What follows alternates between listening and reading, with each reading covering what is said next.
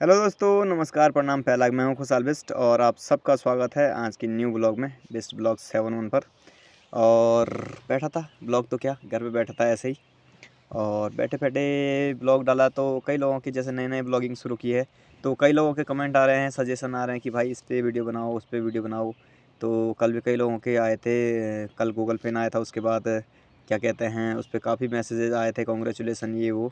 फिर कई लोग कह रहे थे कि वीडियो बनाओ, ब्लॉग बनाते रहो, डेली ब्लॉग बनाओ। फिर ऐसे ही ब्लॉग बनाते बनाते कुछ लोगों की कॉल आई, कुछ लोगों ने टॉपिक दिया कि भाई आजकल नशे की तरफ उत्तराखंड में नशा बहुत ज़्यादा मात्रा में चल रहा है। और नशे में जैसे दारू हो गया या फिर और भी नशे हो गए, तो बोल रहे हैं आजकल की जनरेशन, नई जनरेशन भी और पुरानी जनरेशन तो ऑलमोस्ट मान के चलिए कि वो सब नशे में ही हैं।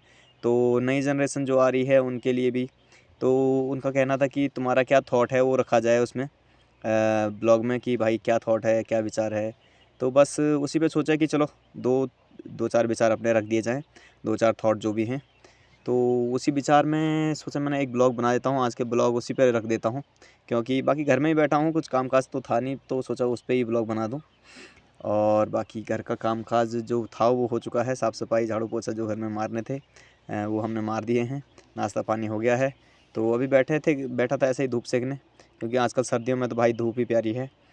तो बस धूप में बैठे-बैठे फिर सोचा कि हाँ, वाक़ई में, क्योंकि जैसे मैं भी इधर-उधर कहीं भी गाँव में कहीं भी कुछ कार्य में जा रहा हूँ, किसी का कुछ कार्य हो रहा है, किसी की पूजा-काजा है या फिर शादी-ब्याह कुछ भी है, कोई भी काम हो, और गया था मैं कुछ दिन पहले भी या फिर और भी जाता रहता हूँ। तो जैसे ही काम कर रहे हैं गाँव के लोग, जे उत्तराखंड में तो यही होता है ज़्यादातर, गाँव के जो आपस के आस-पास के लोग होते हैं, वही उसमें जो कार्य होता है उसमें खाना-पीना बनाने का काम और अन्य काम भी जो भी होते हैं तो सहयोग से ही होते हैं। हमारा हो रहा है तो वो आ रहे हैं, वो कर रहे हैं अगल-बगल वाले, और उनका हो रहा है तो हम जा रहे हैं, हम कर रहे हैं।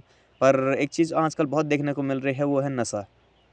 नशा बोले तो काफ़ी हद तक दारू, क्योंकि जैसे ही मैं कुछ दिन पहले गया था एक उसमें, तो मैंने देखा कि जैसे ही काम स्टार्ट हुआ, सब्ज़ी की कटिंग-हटिंग हुई और जैसे ही चूल्हे में आग जली, तो भाई जो वहाँ पे थे बड़े-बड़े, मतलब खाना पीना बनाने वाले लोग, तो उनका सबसे पहले डिमांड वही था, भाई चूल्हे पूजा लाओ।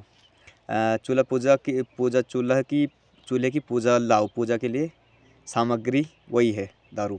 तो बस चूल्हान पूजा के नाम पे, जो उसका मतलब ये है कि जो चूल्हा चालू हो रहा है तो उसकी पूजा करने के लिए चूल्हे, क्योंकि भैरव देवता माना जाता है और उनको दारू चढ़ती है, तो भाई दारू चढ़ाओ।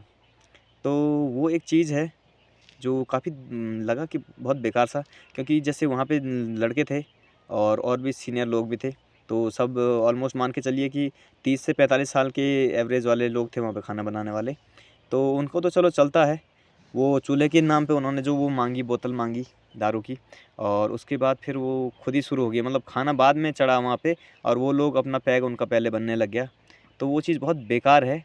और वहाँ पे वो चीज़ तो ख़ैर जो भी है वो तो जो भी कर रहे हैं, लेकिन वहाँ पे दिक्कत ये है कि उन 30 से 45 साल के लोगों के बीच में हम लोग भी थे, और जो हमसे हमारे बाद आने वाली जो जनरेशन है, जो 15 से 20 साल की एज के जो लड़के होते हैं, वो लोग भी वहीं पे थे। वो लड़के भी वहीं पे थे, वो बच्चे थे। और अगर वो बच्चे ये सब देख रहे हैं, क्योंकि कि हमारे भाई जो आगे से बड़े लोग हैं, सीनियर लोग हैं, वो सब ये कर रहे हैं कि हाँ भाई, जैसे खाना चढ़ा उससे पहले बोतल मँगा दो और अपना शुरू हो जाओ, अपना मौसम बनाने लग जाओ।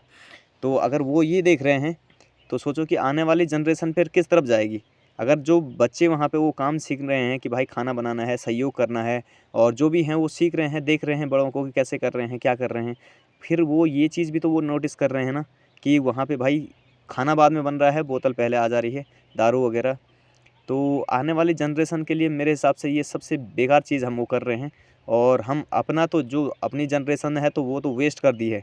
वो तो दारू-वारू, नशा-वशा उनको तो सब बिल्कुल, वो तो उसके आदी हो चुके हैं।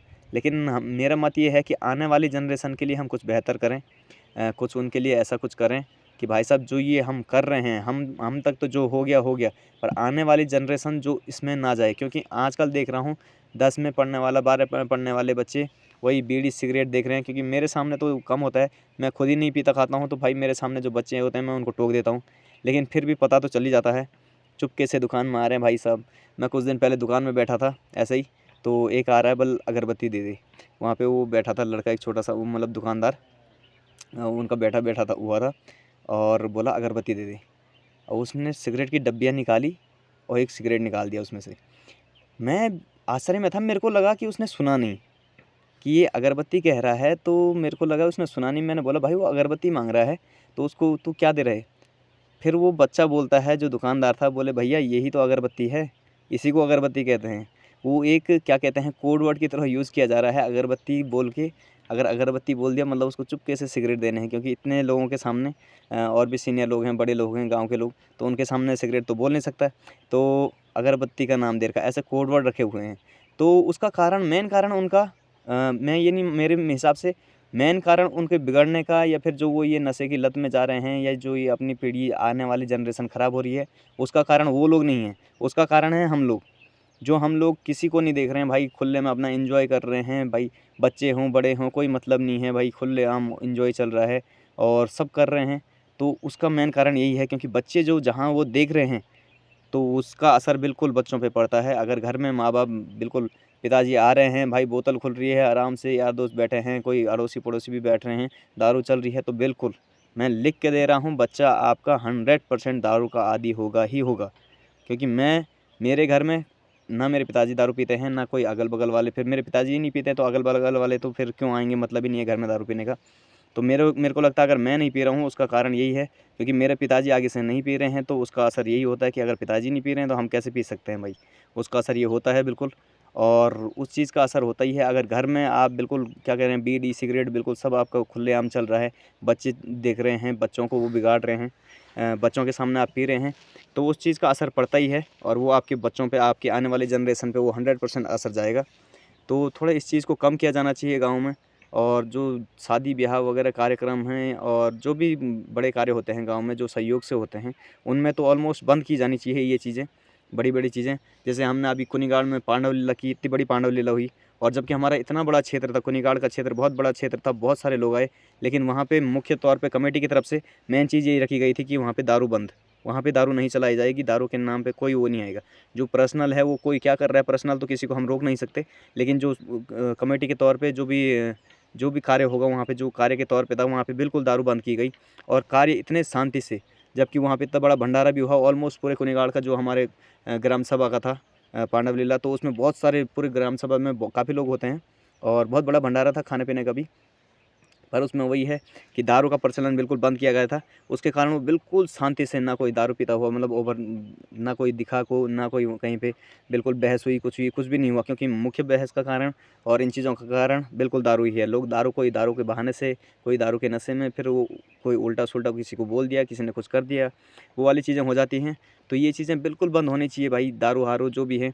और आप अगर चाहते हैं कि आपके बच्चे इन चीज़ों में नहीं पड़ें, तो आपको इस चीज़ का ध्यान रखना पड़ेगा कि भाई बच्चों के सामने ऐसी हरकतें मत करो।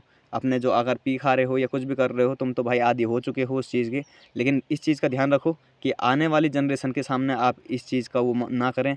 अगर आप दारू पी रहे हैं, दारू पी के आप कहीं पड़े हैं, या फिर झगड़ा कर रहे हैं, घर में कर रहे हैं, बाहर कर रहे हैं, भाई बिल्कुल चौड़ में घूम रहे हैं, तो इस चीज़ का असर बिल्कुल बच्चे पे पड़ेगा कि भाई मेरा बाप वो दारू पीता था, तो बाप इतना खुले में घूम रहा है और इतना वो चौड़ा हो रहा है, ये हो रहा है, जो भी हो रहा है, उसका असर आपके बच्चों पे पड़ेगा, ज़रूर पड़ेगा।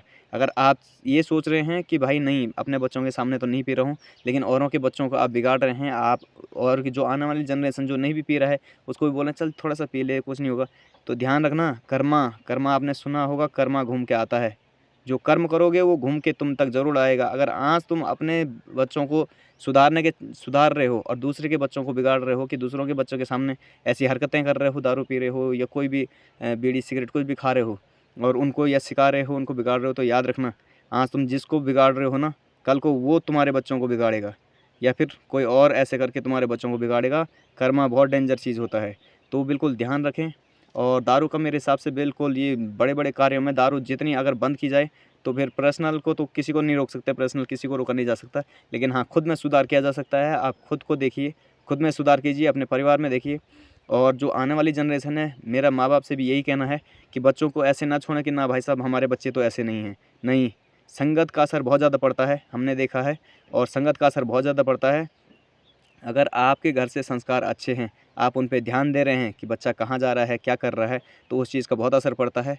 और ऐसा भी नहीं है कि बाहर बच्चा निकलेगा तो दारू पिएगा ही पिएगा, ऐसा कुछ नहीं है। हम होटल, जबकि मैं प्राइवेट सेक्टर से हूँ, होटल लाइन से हूँ। मैंने ऐसे ऐसे नशेड़ी अपने साथ देखे हुए हैं, ऐसे ऐसे लोग देखे हैं पूरा बोतल पी जाते हैं, लेकिन हमने उनके साथ कभी एक बूंद बैठ के दारू नहीं पी है। ओपन में मैं कह रहा हूँ पूरे लाइव वो ब्लॉग में कि मैं दारू नहीं पीता हूँ। और मैं भाई साहब, मैं आज मतलब होटल में एक अच्छे पोस्ट पे हूँ, एक पोजीशन पे। जो लोग जानते होंगे मेरे को या नहीं भी जानते होंगे तो उनको बता दूँ, मैं एक शेफ़ डिपार्टी हूँ, मतलब हेड हूँ एक सेक्शन का। तो इस उस पे 10 साल हो गए मेरे को होटल में जॉब करते हुए अभी तक भी। जबकि होटलों में स्टाफ पार्टी से लेके सब चीज़ होती हैं, यारी दोस्ती में होता है, भाई एक सीप मार ले, एक घूँट मार ले, भाई कुछ नहीं होता ये वो। तो वो उस चीज़ का असर घर से ही शुरू होता है। अगर आपका स्टार्टिंग जो ये टीन एज होती है बच्चों की, स्कूल की एज जो 18 से 20 साल तक की रहती है, ये जो मुख्य एज होती है जहाँ पे बच्चा बिगड़ता और संभलता है, तो वहाँ पे बच्चों पे ध्यान रखिए और बच्चों के सामने ये चीज़ें हरकतें मत कीजिए, दारू वगैरह या नशे वगैरह, ये इन चीज़ों का ध्यान रखिए। अपनी भी हद में रहिए, अपना शरीर भी देखिए। और अगर आप खुद को नहीं भी देख पा रहे हैं तो कोई दिक्कत नहीं है, आपने तुम मरो, अगर तुमसे नहीं हो पा रहा है तो तुम कुछ भी कर रहे हो उससे कोई मतलब नहीं है। लेकिन आने वाली जनरेशन के लिए ये इस चीज़ का ध्यान रखो कि आने वाली जनरेशन तुम्हारी तरह बर्बाद ना हो, तुम्हारी तरह बेकार ना हो। तो उस चीज़ पे ध्यान रखें। और बाकी आप लोग भी अपना मत दें कि क्या होना चाहिए, और कुछ ना कुछ हमें बेहतर करना चाहिए आगे के लिए। ये जो युवा नेक्स्ट लेवल, वो क्या कहते हैं, अगली जनरेशन, नेक्स्ट जनरेशन जो आ रही है, वो नशे की तरफ ना बढ़े, उसके लिए क्या किया जाना चाहिए, उसके लिए कदम उठाना चाहिए। और कुछ ना कुछ आप भी कमेंट करते रहिए, अपनी राय रखिए, फिर उस पे देखते हैं। और बाकी ब्लॉग में आज कुछ खास था नहीं, यही था टॉपिक। तो आप बताइए और क्या करना चाहिए और क्या क्या होना चाहिए, क्या टॉपिक हमें लाना चाहिए, या फिर कमेंट कीजिए अपने सजेशन को। और बाकी बताते रहिए हमको, लाइक कीजिए वीडियो को, शेयर कीजिए, सब्सक्राइब कीजिए चैनल को। Thank you so much.